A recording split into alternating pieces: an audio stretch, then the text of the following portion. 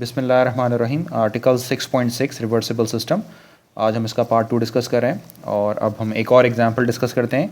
Example 6.6.7 कहते हैं use the reversibility argument alone show that the system this has a homoclinic orbit in the half plane x greater than equal to 0। Right, ये आपका basically right half plane है। तो आपसे इस question में कहते हैं कि आपने रिवर्सिबिलिटी के आर्गूमेंट को यूज़ करना है, यानी रिवर्सिबिलिटी की कंडीशन को आपने इसके अंदर इस्तेमाल करना है और आपने बताना है, यानी मैं तो आपको खैर डिटेल से बता देता हूँ, लेकिन आपसे कहते हैं कि सिर्फ रिवर्सिबिलिटी की आप आर्गूमेंट को यूज़ करें और आप बताएं कि इस सिस्टम के अंदर कोई होमोक्लिनिक ऑर्बिट जो है वो एग्जिस्ट करता है। जैसे कि मैं आपको पहले भी बता चुका हूँ अपने कि होमोक्लिनिक ऑर्बिट और हेट्रोक्लिनिक ऑर्बिट्स क्या होते हैं। तो मेरा रिवर्सिबल सिस्टम का पार्ट 1 ज़रूर देखें, वहाँ पर आपको आइडिया हो जाएगा। ठीक है जी, तो चलते हैं अपने प्रॉब्लम की तरफ। बात यहाँ पर यह है कि सबसे पहला काम तो ये करते हैं कि हम इसके फ़िक्स पॉइंट्स निकाल लेते हैं। तो फ़िक्स पॉइंट निकालने के लिए ये कोई कंपलसरी नहीं है, ये आप यूँ समझ लें कि ये एक एडिशनल वर्क है, लेकिन आप डिटेल से समझ जाएंगे कि इसमें होमोक्लिनिक ऑर्बिट एग्जिस्ट करता है। इसमें के फ़िक्स पॉइंट निकालने के लिए आपने अगेन वही काम किया कि ये for example F of X comma Y है, ये आपके पास G of X comma Y है, इसको इक्वेट कर दिया 0 के इक्वल। जब आप इसको इक्वेट करेंगे तो y इज़ इक्वल टू 0, यहाँ से x की दो वैल्यूज़ निकलेंगी, यानी x को अगर आप कॉमन निकाल लेंगे तो x और 1 माइनस एक्स वाली वैल्यूज़ निकलेंगी, जहाँ से आंसर निकलेगा x is equal to 0 and x is equal to 1। तो बेसिकली अब आपके पास यहाँ पर दो डिफरेंट पॉइंट्स निकल आएंगे, 0 0 एंड 1,0। अच्छा जी, फिर हमने क्या किया, इस सिस्टम को लीनियराइज कर लिया इन पॉइंट्स के ऊपर। तो हमने इसकी जैकोबियन निकाली। जैकोबियन पे value I 0 1 1 minus 2x and 0। मैंने काफ़ी दफ़ा जो है वो जैकोबियन जो है वो एक्सप्लेन कर चुका हूँ, तो आप वहाँ से देख लें। जैकोबियन की वैल्यू आपने 0 0 पर कंप्यूट की, तो जब आप 0 0 पर इसकी वैल्यू निकालेंगे तो ये 0 हो जाएगा, तो 0 1 1। तो यहाँ पर जब आपने लैम्डा की वैल्यूज़ कैलकुलेट की, यानी आइगन वैल्यूज़ निकाली, तो आइगन वैल्यूज़ आपके पास आई है 1 और आइगन वैल्यूज़ आई है -1। राइट, तो 1 और -1 आपको क्या बताता है, क्योंकि आइगन वैल्यूज़ जो हैं वो रियल भी हैं और आइगन वैल्यू डिस्टिंक्ट भी हैं और ऑपोजिट साइन है, तो इसका मतलब ये है कि 0 0 वाला पॉइंट आपका एक सेटल पॉइंट है। राइट, मैंने सेफ साइड ये है कि इसकी आइगन वेक्टर्स भी निकाल ली हैं, जो 1,1 और 1,-1 निकला है। ठीक है जी, अब मुझे जो है वो इसको फर्दर स्केच कर भी देखना है। अच्छा, इसके बाद मैंने 1,0 के साथ यही काम किया कि 1,0 को उठाया और जैकोबियन के अंदर सब्स्टिट्यूट कर दिया और फिर उसी तरीके से मैंने जो है वो इसकी आइगन वैल्यूज़ निकाल ली। तो इसकी eigenvalues basically pure imaginary मिली थी। ये अब आपका टास्क है कि आप उसको खुद ट्राई कीजिएगा और चेक कीजिएगा कि इसका आंसर प्योर इमेजनरी आता है या नहीं आता। तो जब आप देखेंगे कि इसका आंसर प्योर इमेजनरी आता है तो ये बेसिकली आपको एक सेंटर बनाता है। तो इसका मतलब ये है कि 1,0 जो है वो एक लीनियर सेंटर है। मैं इसको लीनियर सेंटर क्यों कह रहा हूँ, जैसे कि मैं आपको पहले भी बता चुका हूँ कि जब तक मैं रिवर्सिबिलिटी की कंडीशन को ट्राई नहीं करता तब तक मैं उसको लीनियर सेंटर कहता हूँ। रिवर्सिबिलिटी की कंडीशन को ट्राई करने के बाद हम इसे नॉन लीनियर सेंटर्स कहते हैं, जिसका मतलब ये होता है कि उस सेंटर के अराउंड क्लोजेस्ट ट्रेजेक्टरी जो होती है वो उस सेंटर के जैसा बिहेव करती है, यानी उसकी वो भी एक सर्कुलर पाथ में मूव कर रही होती है, जैसे कि मैंने आपको पहले भी बताया था। तो 0 0 तो बेसिकली सैडल पॉइंट है अब, और 1,0 जो है वो एक सेंटर फॉर्म कर रहा है। राइट, अच्छा जी, अब इसके बाद हमने ये चेक किया कि क्या ये एक लीनियर सेंटर है या नॉन लीनियर सेंटर है। हमने रिवर्सिबिलिटी की कंडीशन चेक की। अब आपको याद है रिवर्सिबिलिटी की कंडीशन में चूँकि हम ये चेक कर रहे होते हैं कि जैसा ग्राफ आपका ऊपर बनता है हॉरिजॉन्टल, वैसे ही ग्राफ नीचे होना चाहिए, यानी सिस्टम को F of X comma Y को जो है वो ऑड होना चाहिए और G of X comma Y को इवन होना चाहिए। तो इसके लिए मैंने y की जगह -y सब्स्टिट्यूट किया, आंसर -y हो गया which is equal to -f of X. और यहाँ पर y की जगह -y पुट किया, तो इसमें तो ये तो चूँकि इंडिपेंडेंट ऑफ y है तो ये बन जाएगा g ऑफ y। तो इसका मतलब है कि g of X Y even function है और f ऑफ एक्स वाई जो है वो ऑड है, तो इसका मतलब है कि सिस्टम आपका रिवर्सिबल भी है, यानी ये जो सेंटर है आपका वो सेंटर आपका एक नॉन लीनियर सेंटर है। रिवर्सिबल के सिंपल मीनिंग्स ये होते हैं कि आपका सिस्टम जो होता है वो इनवेरिएंट होता है अंडर टी। राइट, मैं पहले भी बता चुका हूँ, यानी अगर आपका सिस्टम जो है वो टाइम को चेंज करने के साथ सिस्टम में कोई वेरिएशन नहीं आ रही तो उसको हम कहते हैं इनवेरिएंट। राइट, और इसको हम y अप्रोचेस टू -y इस तरीके से टेस्ट करते हैं, जैसे कि मैं आपको ये सारी बातें पहले भी एक्सप्लेन कर चुका हूँ। तो अब बात यहाँ पर ये हो गई है कि जो 1,0 है ये है आपका एक नॉन लीनियर सेंटर्स। राइट, और ये जो सेडल है, अब ये सेडल में आपको याद होगा कि सेडल में दो मैनीफोल्ड होते हैं। फॉर एग्जांपल सेडल के अंदर अब अभी मैं आपको बता भी देता हूँ, चूँकि मैंने आइगन वैल्यूज़ भी निकाली हुई हैं। तो फॉर एग्जांपल ये जो 1,1 है, ये 1,1 यहाँ पर कहीं होगा 1,1, और डायरेक्शंस जो है वो चूँकि इसकी डायरेक्शंस पॉजिटिव है तो इसकी डायरेक्शंस आउटपुट होगी। राइट, मैंने फेस पोर्ट्रेट स्केचिंग में आपको बताया था। और इसी तरीके से 1 कॉमा -1 कहाँ होगा, यानी 1 कॉमा -1 ये आपका फोर्थ कोऑर्डिनेट में कहीं होगा। तो जब आप इसको ड्रॉ करेंगे तो ये यहाँ कहीं बन जाएगा वेक्टर ऐसे फोर्थ क्वाड्रेंट के अंदर, राइट। और चूंकि इसमें आइगन वेक्टर की डायरेक्शन -1 है तो ये इसकी जो डायरेक्शंस है वो इन्वर्ट होगी डायरेक्शंस, यानी ये ऐसे होगा, राइट। फिर आपको पता है कि जो है ये सिस्टम बिहेव कैसा करेगा, ये सिस्टम की ट्रैजेक्टरी कुछ इस तरह बिहेव करेगी, यानी ये आपके पास ऐसे सैडल फॉर्म हो रहा होगा, ठीक है। तो ये मैंने रफली एक सैडल भी बना दिया। अच्छा, अगर मैं आपसे पूछूं कि इसके अंदर जो है बात यहाँ पर क्या हो रही है, इस प्रॉब्लम के अंदर एक बहुत इंपॉर्टेंट चीज़ है, वो ये है कि आपने देखना है कि इन राइट हाफ प्लेन यानी x greater than equal to 0, यानी राइट हाफ प्लेन पर आपने इसको चेक करना है।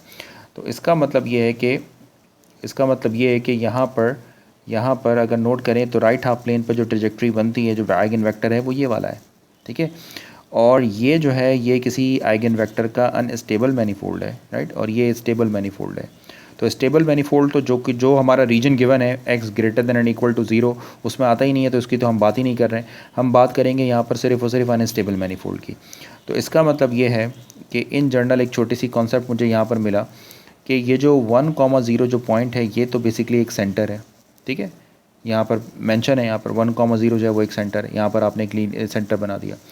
और यहाँ पर जो है वो 0 0 सैडल है, और ये हो गई सैडल की एक अनस्टेबल मैनीफोल्ड, ठीक है। ये सैडल का एक अनस्टेबल मैनीफोल्ड है, ठीक है। अब बात ये है कि अगर ये नॉन लीनियर सेंटर है तो इसका मतलब है कि इधर x की बड़ी क्लोज वैल्यू के लिए ये जो ऑर्बिट है ये बेसिकली एक सर्कुलर हो जाएगा, यानी एक रिवर्सिबल हो जाएगा, और एक रिवर्सिबिलिटी एक पीरियोडिक ऑर्बिट को शो करेगा। क्योंकि हमने यही बात की थी ना कि अगर किसी सिस्टम के अंदर कोई नॉन लीनियर ऑर्बिट एग्जिस्ट करता है तो उसकी जो क्लोजेस्ट ट्रेजेक्टरीज होती हैं वो ट्रेजेक्टरीज जो होती हैं वो उसको ऐसे कर राउंड सर्कल बना देंगी, ठीक है। तो इसका मतलब है कि ये नॉन लीनियर सेंटर है, राइट। तो यही बात हम यहाँ पर थोड़ा सा हम इसको देख लेते हैं कि अभी होमोप्लेनर ट्रेजेक्टरीज कैसे बन रही हैं। बहुत गौर से देखिएगा इस बात को। ये सारी स्टोरीज़ मैंने लिखी हैं सिर्फ और सिर्फ आपको एक्सप्लेन करने के लिए, ऑफ कोर्स प्रॉब्लम्स को करते वक्त को करना ज़रूरी नहीं है। Consider the unstable manifold of the saddle. तो ये बात आपके समझ आ गई है कि हमने अनस्टेबल मैनीफोल्ड क्यों लिया, क्योंकि आपसे प्रॉब्लम में इस रीजन की बात की जा रही है। Leaves the origin along a vector 1,1। अच्छा जी, अब एक बात और यहाँ पर देख लीजिए कि जब आप ये जो 1,1 है ये 1,1 से ही इसको लीव करता है, ठीक है। वही फास्ट मूविंग ट्रैजेक्टरी का कॉन्सेप्ट मैंने आपको दिया था यहाँ पर। तो ये जो है वो एक 1,1 से इस तरह लीव होता है, यानी 0 से जो है वो एक आपका अनस्टेबल मैनीफोल्ड बनता है। अब बहुत गौर से इस बात को ज़रा देखिएगा। मैं ये बताना चाह रहा हूँ कि आपकी ट्रैजेक्टरी रिवर्सिबल है या नहीं है, और अगर रिवर्सिबल है तो क्या होमोक्लिनिक होगी या नहीं होगी। होमोक्लिनिक का मतलब है कि ट्रैजेक्टरी जिस पॉइंट से शुरू हो उसी पॉइंट पर आकर वापस होकर एंड हो जाए, तो हम कहते हैं कि वो सिस्टम होमोक्लिनिक है। ये मैं पहले भी एक्सप्लेन कर चुका हूँ। अच्छा जी, ये एक अनस्टेबल मैनीफोल्ड है। Leaves the origin along a vector 1,1, यानी 1,1 वेक्टर के साथ वो उसको लीव करता है। Unstable manifold lies in first quadrant. अच्छा, अगर ये अब जब इसको इस तरह लीव करता है फर्स्ट क्वाड्रेंट को, तो इसका मतलब ये है कि ये फर्स्ट क्वाड्रेंट की बात हो रही है जिसमें x और y जो है वो ग्रेटर देन 0 होंगे, ठीक है। अब इसका मतलब क्या है कि डिफरेंशियल इक्वेशन में जो x ऑफ t है बेसिकली इसका सोल्यूशन है। x ऑफ t और y ऑफ t बेसिकली उस डिफरेंशियल इक्वेशन के सोल्यूशन है। तो x ऑफ t और y ऑफ t ये बता रहा है कि ये दोनों के दोनों इंक्रीज़ हो रहे हैं, ठीक है। तो अगर x डॉट इंक्रीज़ हो रहा है तो इसका मतलब है कि y ग्रेटर देन 0, यानी x डॉट इंक्रीज़ हो रहा है, ठीक है। इसका मतलब ये है कि y ऑफ t इंक्रीज़ कर रहा है।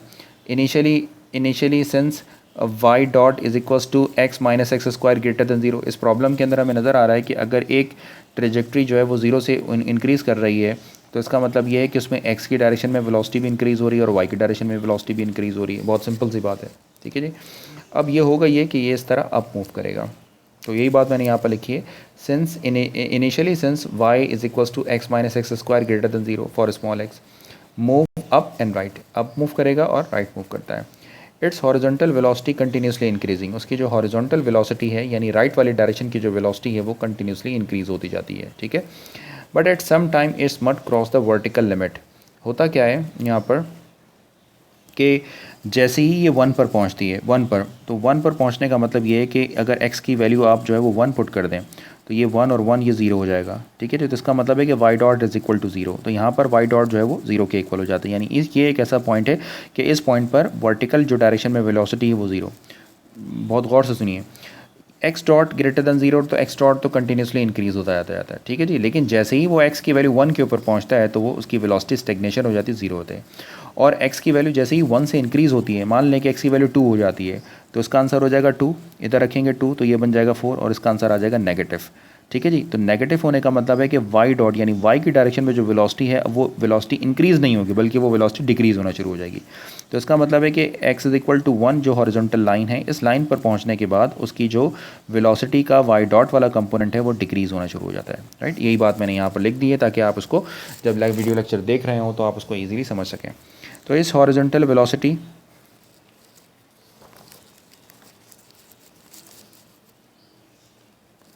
Its horizontal velocity is continuously increasing, नज़र आ रहा है हॉरिजॉन्टल वेलोसिटी कंटिन्यूसली इंक्रीज कर रही है इसकी। So at some time it must crosses the vertical line, for example ये वर्टिकल लाइन है X, then Y dot less than zero. जैसे कि मैंने भी आपको बताया कि जैसे ही ये 1 पर पहुंचता है, एक्स की वैल्यू 1 और 1 यहाँ पर पुट करने से ये फैक्टर जीरो हो जाता है, यानी इस पॉइंट के ऊपर इसकी वाई डॉट की वेलोसिटी जीरो के इक्वल हो जाएगी, राइट। और अगर मैं एक्स की वैल्यू जो है वो इंक्रीज़ करता हूँ, फॉर एग्जांपल 2 3, तो वहाँ पर इसकी वैल्यू डिक्रीज़ हो जाएगी। So Y of T decrease eventually reaching Y zero, तो ये इतना डिक्रीज़ होगा कि Y is equal to zero पर पहुँच जाएगा। तो उम्मीद है कि ये आपको समझ आ गया, ठीक है जी। फिर मैंने क्या किया है, मैंने रिवर्सिबिलिटी की कंडीशन को ट्राई कर लिया था। मैंने आपको बताया था कि ये सिस्टम मेरा क्या है, रिवर्सिबल सिस्टम है। तो अगर ये रिवर्सिबल सिस्टम है, now by the reversibility there must be a twin trajectory. तो अगर हमने इसको मैथमेटिकली प्रूव कर लिया कि ये रिवर्सिबल है, तो इसका मतलब है इसकी ट्विन ट्रैजेक्टरीज होंगी with some end points with arrow reverse together the two trajectory form desire homoclinic orbit. तो इसका मतलब ये हो गया कि मैं इसको यहीं पर इसको कंप्लीट करूँ और आपको बताऊं कि इस पॉइंट पर पहुंचने के बाद जो है वो वापस इस पॉइंट से ऐसे कर वो रिटर्न हो जाएगी। क्यों रिटर्न हो जाएगी? वो इसलिए रिटर्न हो जाएगी कि ये यहाँ पर जो है वो एक ट्विन ट्रैजेक्टरी बन रही है, ठीक है जी। तो यहाँ पर कौन सी ट्रैजेक्टरी है, यहाँ पर जो है वो चूँकि सिस्टम रिवर्सिबल है तो यहाँ पर एक ट्विन ट्रैजेक्टरी फॉर्म हो रही होगी। और यहाँ पर एक बात जो है वो आपकी और भी समझ में आती है, और वो बात ये है कि इस प्रॉब्लम के अंदर जो है, इस प्रॉब्लम के अंदर एक नॉन लीनियर सेंटर भी एग्जिस्ट करता है, और वो नॉन लीनियर सेंटर कहाँ है, 1,0 के ऊपर। तो ये बेसिकली यहाँ पर आपका एक नॉन लीनियर सेंटर भी होगा ऐसे कर, ठीक है। अब यहाँ पर ये बात, यहाँ से भी ये बात समझ आती है कि अगर सिस्टम के अंदर कोई नॉन लीनियर सेंटर एग्जिस्ट करता है तो इसका मतलब है कि वो ट्रैजेक्टरी रिवर्सिबल है। तो इसका मतलब ये है कि जैसे ही ये ट्रैजेक्टरी ऐसे मूव कर रही होगी तो ये नॉन लीनियर सेंटर का मतलब है कि कोई भी जो यानी टी अप्रोचेस टू इन्फिनिटी के लिए जो जितनी भी ट्रैजेक्टरीज बन रही हैं वो एक पीरियोडिक ऑर्बिट पर मूव कर रही हैं। तो इसका मतलब ये कि यहाँ पर जैसी ये ट्रैजेक्टरी आएगी इस सर्कल, जैसे ना आप वॉशिंग मशीन को मूव करते हैं, अगर आप वॉशिंग मशीन इस तरह का एक कर्ल प्रोड्यूस होता है, तो इसका मतलब है कि कोई भी चीज़ अगर आप यहाँ पर पुट करेंगे तो इस चीज़ को इंश्योर करती है कि वो चीज़ भी इस तरह कर्लिंग में मूव करना शुरू कर देगी। तो बिल्कुल इस फ्लो को आप इसी तरीके से सपोज़ करें कि ये फ्लो यही चीज़ रिप्रेजेंट करता है कि यहाँ पर जो है वो सेंटर है, सेंटर इसका मतलब है कोई चीज़ पीरियोडिक है। तो जैसे ही ट्रैजेक्टरी जो है वो इस डायरेक्शन में होगी तो ऑटोमेटिकली वो एक सर्कुलर ऑर्बिट पर मूव करना शुरू कर देगी, ठीक है जी। तो ये एक नॉन लीनियर सेंटर भी है और ये ट्रैजेक्टरी जो है वो रिवर्सिबल भी है। और ऐसी ट्रैजेक्टरी जो अपने जिस पॉइंट से हम इसको स्टार्ट करें वो उसी पॉइंट पर आकर एंड हो तो उसको हम कहते हैं होमोक्लिनिक ट्रैजेक्टरी। तो ये होमोक्लिनिक ट्रैजेक्टरी कहलाती है। तो हमने सिंगल आर्गुमेंट्स के थ्रू हमने प्रूव कर लिया कि ट्रैजेक्टरी होमोक्लिनिक है। अब वो सिंगल आर्गुमेंट क्या था, मैं इसको समराइज़ कर दूँ। समराइज़ मैंने ये कर रहा हूँ कि मैंने पता कर लिया फिक्स पॉइंट निकालने के बाद कि वो पॉइंट है कौन कौन से, ठीक है जी। और फिर मैंने जो है वो इसको एक ट्रैजेक्टरी फॉर्म करके देखा तो मुझे पता लगा कि ये एक ऐसी ट्रैजेक्टरी है, यानी इसमें बात ये होगी कि ये जो आपका सेंटर है वो एक नॉन लीनियर सेंटर है। तो अगर नॉन लीनियर सेंटर होता है तो आपकी ट्रैजेक्टरी जो होती है वो रिवर्सिबल होती है। तो यही हमारा एक सिंगल आर्गुमेंट था जिसके थ्रू हमने प्रूव करा कि आपकी जो ट्रैजेक्टरी है यानी सिस्टम जो है वो एक रिवर्सिबल सिस्टम है। उम्मीद है कि आपको ये समझ आ गया होगा।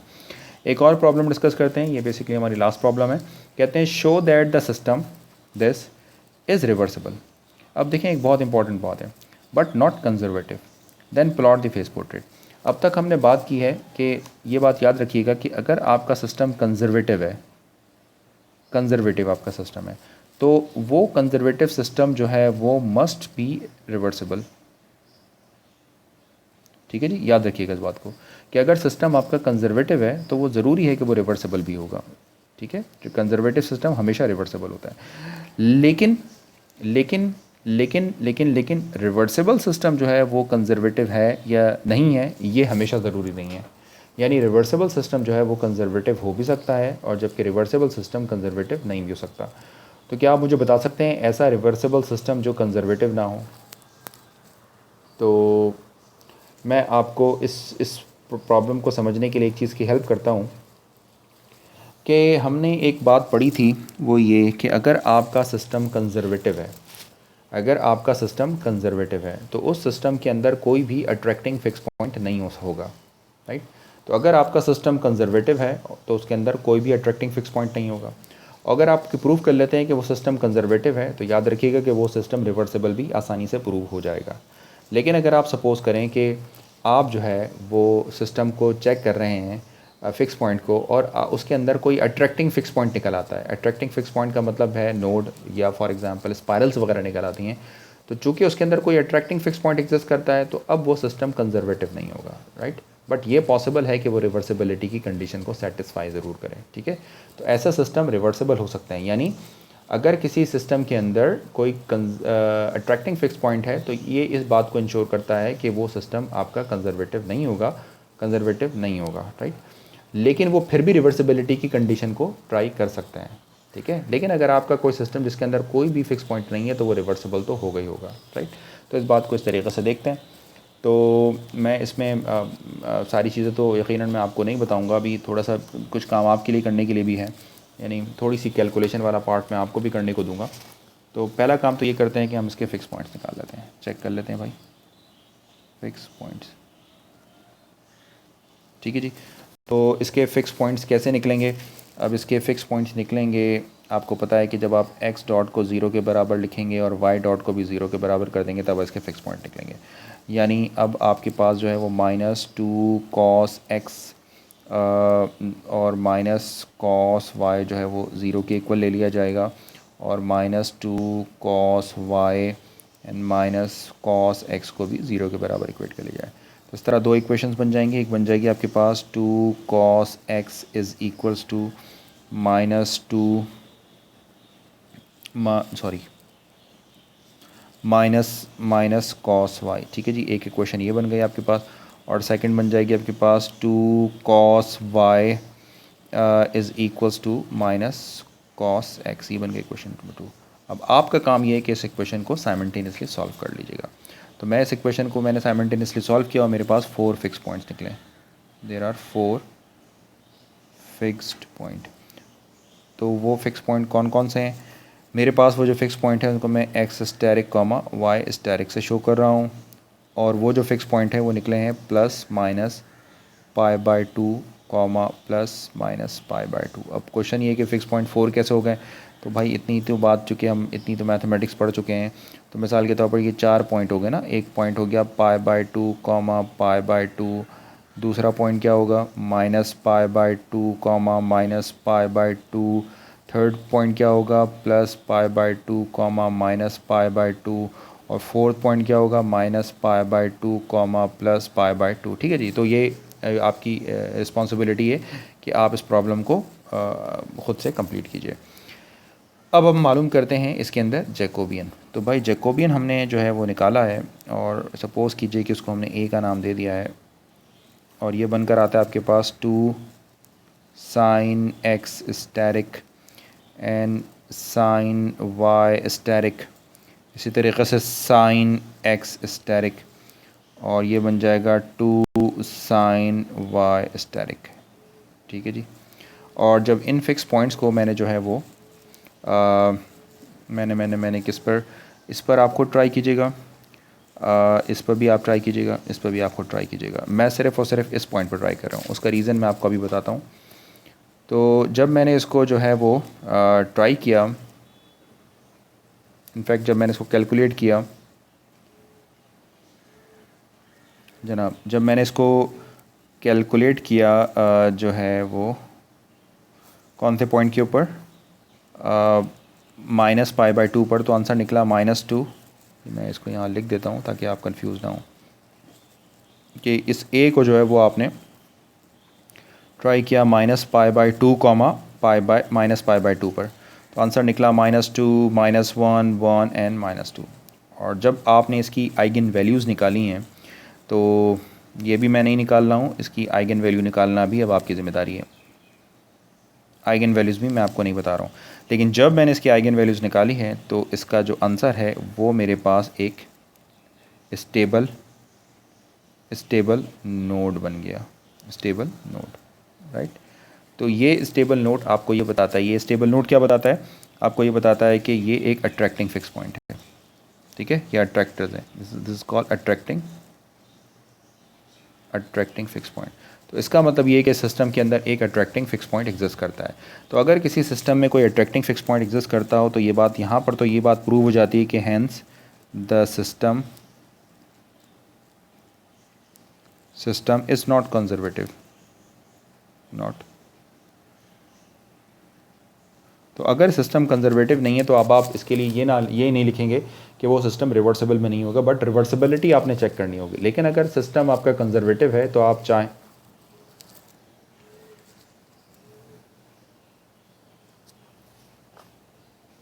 तब ये बात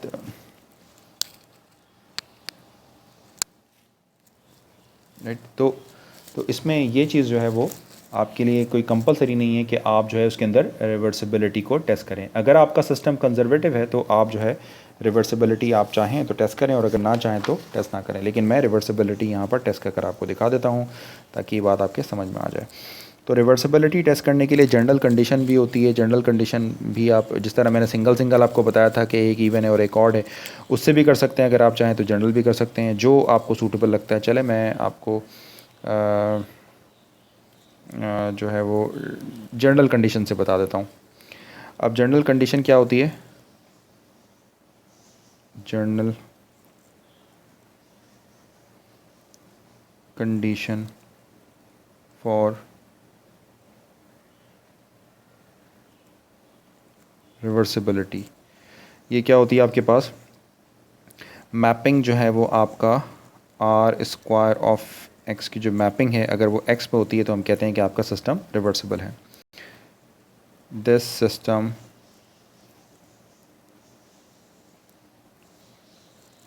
इज़ इनवेरिएंट होना चाहिए। आप चाहें तो उसको अलग अलग भी कर लीजिएगा। t approaches to minus T, x approaches to minus X and y approaches to minus Y के लिए। इसको तो टेस्ट करने की ज़रूरत नहीं है ऑफ कोर्स कि हम उसमें ही इवन और ऑड देख रहे थे।